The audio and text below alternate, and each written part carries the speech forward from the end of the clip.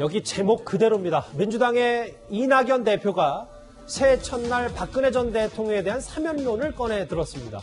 4월 보궐선거 그리고 앞으로는 내년 대선을 앞두고 정치권이 뜨거워질 수밖에 없는 문제인데요. 이낙연 대표 목소리부터 들어보겠습니다. 국민과 함께 전진해야 합니다. 그러자면 사회 갈등을 완화하고 국민 통합을 이루어야 합니다. 신년 인터뷰로 전직 대통령 사면 말씀하셨는데요. 적절한 시기에 대통령님께 건의드릴 생각입니다. 적절한 시기에 두 전직 대통령 사면을 문 대통령에 건의할 것이다. 이현정 의원님, 네. 이거 이낙연 대표의 승부수로 받아들여도 되는 겁니까? 그렇죠. 이 사면은 대통령의 고유 권한인데 1월 1일 날 저렇게 현충원 방문하고 나서 이런 신중한 이낙연 대표가 저렇게 직접적으로 이야기를 했다는 것은 이미 대통령과 어느 정도 이야기가 됐다는 저는 증거라 봅니다. 사실은 이 두 대통령 사면 문제는 사실 올해 안에 풀어야 될 문제죠. 예전에 이제 전두환 노태우 대통령의 어떤 이후의 사면 문제는 당시에 김대중 후보가 김영삼 대통령한테 적극 건의를 했습니다.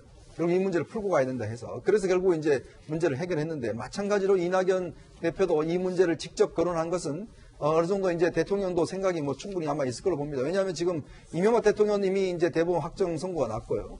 박근혜 전 대통령도 오늘 14일 날 마지막 선고가 나기 때문에 이제는 대통령 결단만 나는 것인데 한편으로 보면 이제 여권이 좀 이제는 어떤 면에서 보면 차기 대선을 겨냥해서 조금 통합의 메시지를 던지는 것일 수도 있고 또 정치로 보자면 이 야권의 분열이라든지 지금 왜냐하면 이게 사실은 야권으로 입장해 봤을 때는 굉장히 민감한 문제거든요. 그렇죠. 그런 문제도 아마 저는 겨냥하고 있는 거 아닌가 생각이 듭니다. 하정대 국장, 네. 얼마나 그럼 여당의 대표와 청와대가 이 두 전직 대통령 사면을 두고 교감이 있었는지 좀 취재가 된 내용이 있습니까?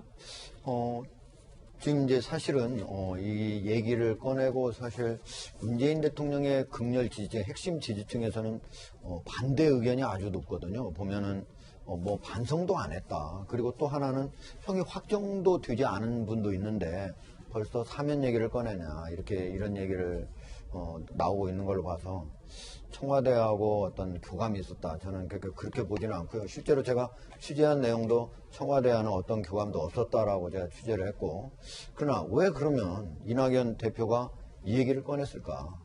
저는 그동안에 우리 사회가 최근 한번 10년, 20년을 한번 단위로 놓고 보자고요. 극우로 가가지고 문제가 많았습니다. 지금 현재 최근 몇 년 동안은 극좌로 가가지고 우리 사회가 극심한 반목과 분열 앞으로 나갈 수가 없습니다. 저는 이런 상태에서 차기 대통령 유력 후보로서 적어도 우리 사회가 장기적으로 안정적으로 발전을 하려면 사회 통합이 매우 중요하다.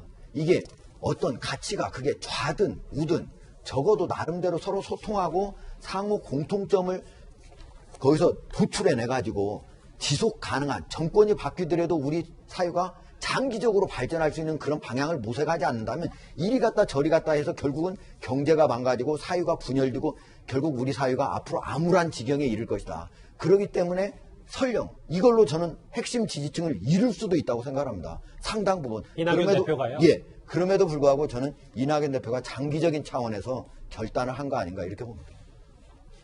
반면 야당에서는 이낙연 대표가 꺼낸 사면론에 대해서 말을 좀 아끼고 있습니다. 그 가운데에서도 안철수 대표는 날을 세웠습니다. 이낙연 대표가 두 전직 대통령 사면을 요청하신다고 하는데 지금까지 전혀 그런 얘기 들어본 적 없어요. 지난번에 만났을 때는 내가 그런 얘기 들어본 적이 없어요. 전직 대통령의 사면을 선거에 이용하려는 시도가 있다면 그것은 용납할 수 없는 일입니다. 박상현 부대변인. 그런데 여기 계신 분들은 일단 하정대 국장은 사면론에 대해서 어느 정도 동의를 한다라고 하는데 여당 내부에서는 또 이낙연 대표가 꺼낸 이 사면론을 두고도 또 설왕설래가 좀 있는 것 같더라고요. 예. 지금 이제 두 전직 대통령의 사면론 그 자체를 이제 일반론으로 이야기하면은 아마 반대가 더 많을 거라고 생각합니다. 지지자들 사이에서. 개인적으로 그렇게 보시는 거예요? 예, 그렇게 생각합니다. 그래서 이제 그 이전에도 이야기가 잠깐 나올 때마다 시기상조다 또는 이제 맞지 않다 이런 이야기가 나왔었는데 어쨌든 지금 신년을 맞이해서 이낙연 대표님 생각하시는 것이 이제 본인의 아이덴티티를 소통, 그럼 자기가 추구하는 어떤 우리 사회 가치를 통합, 뭐 이렇게 정하고 이렇게 나가시는 것 같습니다. 뭐 소통과 통합이라는 이야기는 이제 오래전부터 많이 해오시던 말인데 이제 좀 본격적으로 본인의 이렇게 목소리를 내고 그것을 그 청와대와 적극적으로 소통하면서 이렇게 한번 이야기를 해보실 생각인데 저 민주당 내부나 그다음에 저 지지자들 사이에서는 이낙연 대표님 말 중에서 이제 적절한 시기라는 부분에서 좀 이렇게 주목을 해서 좀 평가를 해볼 필요가 있다고 생각합니다. 지금 당장 뭐 어떤 거를 보다는 여러 가지 조건이 돼야 되는 것이죠. 이제 그것이 이제 정치의 과정인데 일단은 법적으로 일단 그 두 분의 대통령이 확실하게 사면의 대상이 되는 법적 지위를 얻어야 되는 것이고 또 하나는 이제 그 국민들의 어떤 그 여론입니다. 예. 그리고 이제 두 분들 사실 이명박 대통령 같은 경우는 회의 확정되고 나서 전혀 반성의 어떤 그 기미를 보이지 않았기 때문에 국민들이 좀 지탄을 많이 받기는 했었는데 이제 그런 걸 다 포괄해서 적절한 시기를 이렇게 좀 선정을 하겠죠.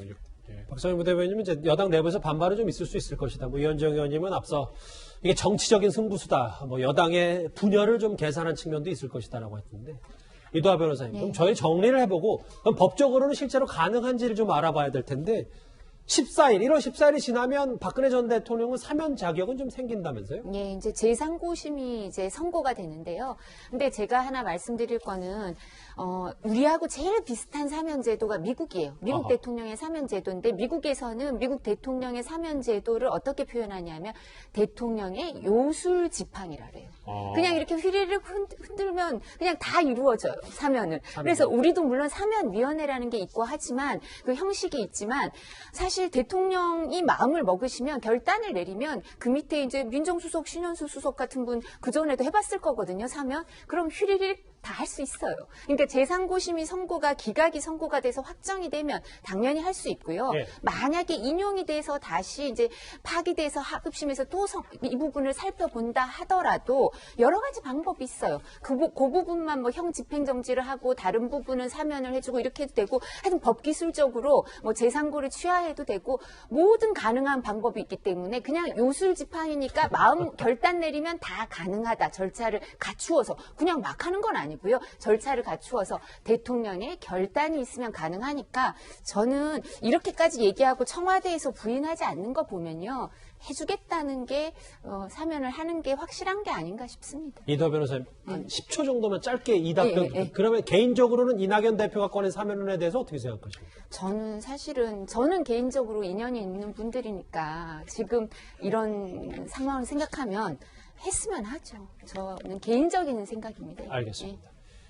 박근혜 전 대통령, 이명박 전 대통령, 전직 대통령의 사면론 얘기까지 오늘 정치권 뜨거웠습니다. 이 소식 여기까지고요. 다음 주에 넘어가기 전에 지금까지 들어온 새해 첫날 여러분들의 목소리를 하나씩 만나보겠습니다. 첫 번째 댓글 볼까요? 갑자기 사면 얘기를 꺼내는 이유가 뭘까요? 선거용인가요? 아니면 뭔가 수상한 이유가 있지 않냐라는 지적을 하신 분도 있습니다. 또 볼까요? 예. 대통령도 국민도 법 앞에서 평등하다. 죄를 지었으면 벌을 받아야지. 사면은 무슨? 이렇게 말씀하신 분도 있습니다. 또 볼까요? 본인은 거리두기 지켜달라고 하면서 재소자에게 마스크도 제대로 안 주는 겁니까? 추미애 장관 말씀하신 분도 있습니다. 네 번째 볼까요? 예. 윤석열 총장에게 빌리면 검찰공화국이 됩니다. 박범계 장관은 확실히 검찰개혁을 해야 합니다. 마지막도 보겠습니다. 사람이 먼저 다 슬로건은 어디 가고 구치소에 있는 사람은 우리 국민 아닌가요? 역시 동부구치소에서 발생한 집단 감염 관심이 많습니다. 바로 이어서 실시간 검색어도 만나보도록 하겠습니다. 사면 얘기 좀 앞서 했던 것처럼 많이 뜨거웠는데 오늘 실시간 검색어 사실 저희가 압축을 해서 그렇지 오늘 하루 종일 장악한 얘기는 바로 이 얘기입니다. 다음 주제에서 저희가 바로 만나보도록 하겠습니다.